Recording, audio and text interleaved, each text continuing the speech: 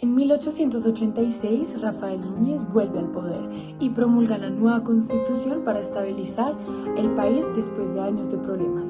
Esta constitución le da mucho poder al presidente, centraliza el Estado y establece relaciones cercanas entre la Iglesia y el Estado. El Partido Conservador controla el sistema político, que permite la pena de muerte, limita la libertad de prensa para proteger el catolicismo y permite la expropiación de propiedades en tiempos de guerra. En 1899 y 1902 ocurre la Guerra de los 1000 días, debido a la tensión entre liberales y conservadores, agravados por problemas económicos y sociales y un sistema político excluyente. La guerra, que causa mucho daño al país, termina con la firma del Tratado de Paz en 1902. Como consecuencia, Colombia enfrenta una grave crisis económica y social y pierde territorio a Panamá, que se independiza con el apoyo de Estados Unidos. En 1903 hablamos de toda la separación de Panamá y el contexto como internacional. Estados Unidos busca construir un canal donde conecte el Océano Atlántico con el Océano Pacífico. La separación de Panamá facilita esta construcción, llegando así una obra como estratégica para todo el comercio global. El Tratado Aibaú de Barilla está firmado entre Estados Unidos y Panamá, y este otorga que Estados Unidos tenga el control de toda la zona del canal, lo que afecta pues significativamente la política y la economía tanto de Panamá como de Colombia. Bueno, vamos a hablar un poco más de 1920 y 1930, la República Conservadora. Bueno, en estos años pasaron 3 acontecimientos muy importantes, que fue el gobierno de Marco Fidel Suárez, la presidencia de Jorge Holguín y la crisis económica. En el gobierno de Marco Fidel Suárez, su administración enfoca un poco más en la modernización de todo el país, pero también enfrenta algunas dificultades debido a la inestabilidad tanto política como social. En la presidencia de Jorge Holguín, a lo largo pues, de todo el mando se producen esfuerzos, pero pues también empieza como una crisis económica y pues el descontento como popular de la gente. En la crisis económica, pues el país sufre como algunas situaciones de los precios tanto internacionales del café y principalmente en los productos de exportación. Debido a esto, las políticas conservadoras pues no logran como un balance en la situación y llegan a un caos. Bueno, en 1930 y 1946, toda la República Liberal pasaron muchos acontecimientos, que fue el gobierno de Alfonso López, las reformas sociales y todos los conflictos internos. En las reformas sociales se producen como muchas reformas, tanto económicas como sociales, y pues intentan como modernizar el país a través de estas como políticas liberales, aunque no logran como obtener el resultado que esperaban. En el conflicto interno, la polarización como política presenta como enfrentamientos tanto liberales como conservadores, que así pues en base en este conflicto pues no pueden hacer nada.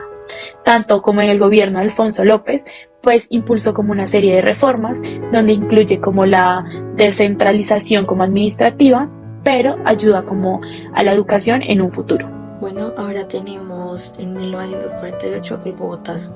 Todo esto comienza con el asesinato de Jorge Eliezer Gaitán, un líder político que en el momento fue muy impactante, no solo para Bogotá, sino para el país entero. Él fue asesinado el 9 de abril de 1948 en Bogotá, y esto desata una ola de violencia que se convierte en un evento muy importante y desata el periodo de inestabilidad. A partir de esto pasa el Bogotazo, que fueron una serie de disturbios en la capital que se originaron en el centro de la ciudad y ocasionaron mucha destrucción en gran parte de la ciudad, y aquí fue lo que se conoció como una guerra civil, conocida como la violencia. Y esto tuvo un gran impacto político, ya que desde acá hubo un conflicto prolongado entre diferentes facciones políticas y sociales. Luego tenemos la dictadura de Gustavo Rojas Pinilla, que fue dentro de 1953 y 1957. Todo empieza cuando Gustavo Rojas Pinilla, un general del ejército, toma el poder el 13 de junio de 1953 en un golpe de estado, estableciendo su régimen autoritario. Durante su mandato se realizaron diferentes reformas a la infraestructura y se buscó controlar la inflación y la corrupción, pero esto mediante represión política y falta de libertades. Finalmente, el 10 de mayo de 1957, Gustavo Rojas Pinilla renuncia al poder por unas crecientes protestas, presiones políticas, etc. Ahora yo voy a hablar de 3 eventos distintos entre 1957 hasta 1970. Bueno, primero en el 68 fue donde pasó el tema de los liberales y conservadores que establecieron el Frente Nacional, que así pues fue donde decidieron alternar el poder cada 4 años para así poder como estabilizar el país y evitar conflictos. Aunque claro, hubo una estabilidad política, no pudieron resolver problemas fundamentales como la violencia y el conflicto armado.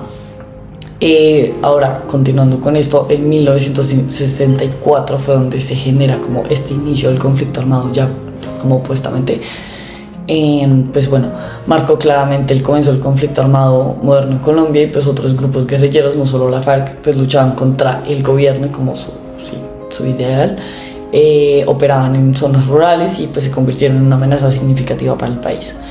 Y por último tenemos 1970, que fue el crecimiento del narcotráfico, uno de los eventos más significativos del país, entre comillas.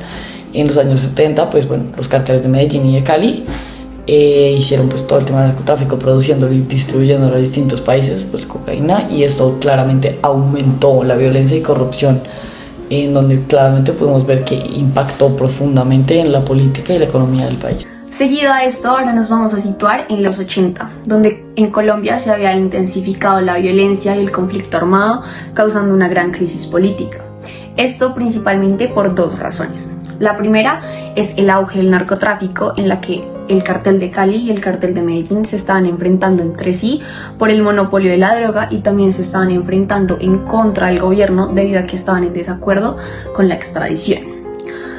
La segunda razón fue que la violencia guerrillera incrementó significativamente, puesto que grupos como las FARC, el ELN, M-19 aumentaron sus ataques y confrontaciones contra las Fuerzas Armadas, masacres, asesinatos políticos, secuestros y actos de rebelión, como lo fue la toma de la Embajada de República Dominicana por parte del M-19. Esto causó una gran crisis económica y social donde existía una brecha de desigualdad inmensa en Colombia y se estaba cuestionando la estabilidad del gobierno, el pie de fuerza del Estado y la seguridad del país. Teniendo esto en cuenta, para 1985 sucedió la toma del Palacio de Justicia. Este fue un evento sumamente trágico en la historia del país que causó bastante conmoción y dolor para todos los colombianos.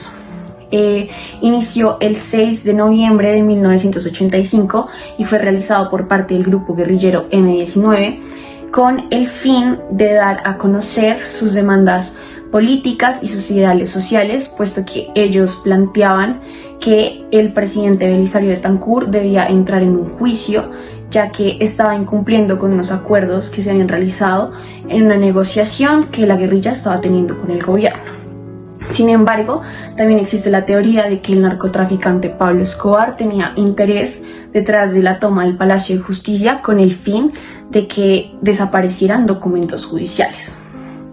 Durante la toma del Palacio de Justicia hubo un enfrentamiento sumamente violento entre el grupo guerrillero y el ejército colombiano.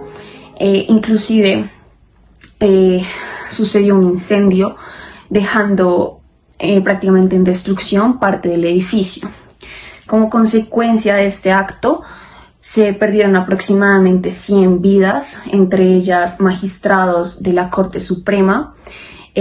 Hubo desaparecidos y claramente marcó pues un antes y un después en la historia de Colombia, principalmente porque los ideales del M-19 se desmeritaron por completo y también se cuestionó mucho la manera en cómo actuó el gobierno y el ejército, puesto que se planteaba que pudieron haber negociado y haber salvado más vidas y evitar una tragedia tan grande como lo fue, y dejó pues una cicatriz en la historia de Colombia.